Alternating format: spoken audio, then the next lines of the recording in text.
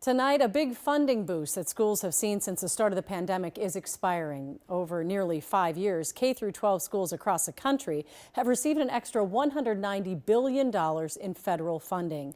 The money was meant to help tackle pandemic issues like learning loss and mental health support.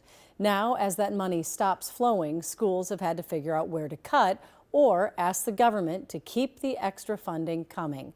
Here's Danny Spiewak. Yeah, Julie, there were two news conferences today, one in Minneapolis and one in St. Paul, both calling on Congress to replace the federal funding that expired today. But with a divided government in Washington right now, it doesn't seem likely to pass. Over the past 3 years, both the Minneapolis and St. Paul public schools have received more than $200 million in pandemic relief. This unprecedented and much needed funding allowed us to do great work. St. Paul Interim Superintendent John Tyne says his district used the funding for after-school summer and reading programs. At the same time, the expiration of these federal funds means that this school year started with a budget cut of over $100 million.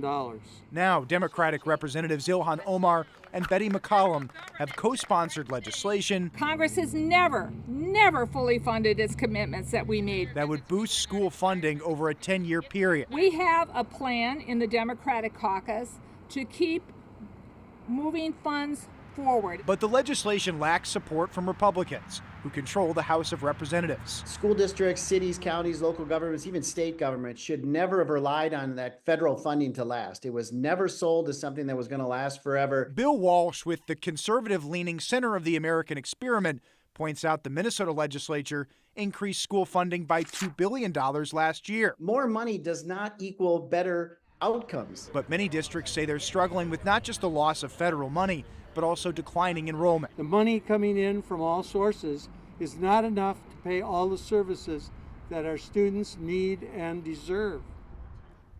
Today, the Minneapolis Public Schools also told us that this loss of federal money is why so many urban districts like themselves are facing budget shortfalls. And actually, this November, the district has a measure on the ballot asking voters whether to approve $20 million in funding for the district through property taxes. Julie. All right. Thank you, Danny.